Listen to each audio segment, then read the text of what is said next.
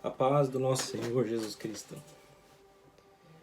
No livro de 1 João, no capítulo 2, versículo 13, diz assim: Pai, escrevo-vos porque conheceste aquele que é desde o princípio. Jovens, escrevo-vos porque conheceste o maligno. Eu vos escrevi, filhos, porque conhecestes o Pai. Eu vos escrevi, pais, porque já conheceste aquele que é desde o princípio. Eu vos escrevi, jovens, porque sois fortes, e a palavra de Deus está em vós, e já venceste o maligno. Não ameis o mundo, nem o que no mundo há. Se alguém ama o mundo, o amor do Pai não está nele, porque tudo o que há no mundo, a concupiscência da carne, a concupiscência dos olhos e a soberba da vida não é do Pai, mas do mundo. E o mundo passa e a sua concupiscência, mas aquele que faz a vontade de Deus permanece para sempre. Nesses versículos de 1 João 2, 13 a 17, o escritor começa a narrar uma carta com os mandamentos do amor fraternal e da separação do mundo. Ele começa a dizer sobre a força que tem o jovem, quando ele diz: eu vos escrevi, jovens, porque sois fortes.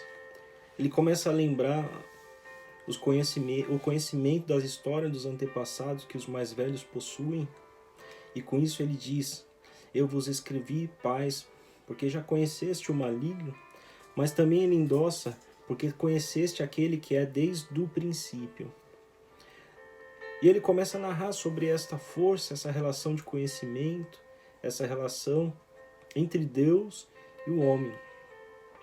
Mas também fala sobre a divisão que existe entre o homem e Deus, quando ele começa a querer as coisas do mundo, quando ele começa a querer se envolver com o pecado, quando ele começa a se render ao pecado.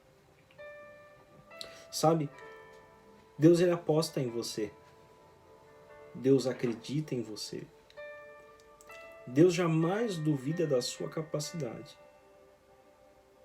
E ele sempre diz: filho, eu acredito. Filho, você é forte. Filho, você é capaz. Mas muitas das vezes, o homem é que se esquece de Deus. Deus jamais esquecerá de você. No livro de Isaías fala que pode uma mãe esquecer um filho. Imagina o amor de uma mãe. Como uma mãe esquece um filho? Mas também fala que Deus jamais esquece os seus. Deus jamais esqueceu de você. Ele sabe a potência que você é. Ele sabe a força que você tem, o quanto você é capaz. E ele traz nessa palavra essa relação de amor, de conhecimento, de força. E você, jovem, que se acha incapaz ou que acha que a responsabilidade não é sua, ou muitas das vezes se sente desacreditado. Deus fala nessa palavra: jovens, eu vos escrevi porque sois fortes. E diz ainda mais: porque vencestes o maligno. Como venceste o maligno? Porque a palavra de Deus está em vós. Esta palavra maravilhosa está em vós.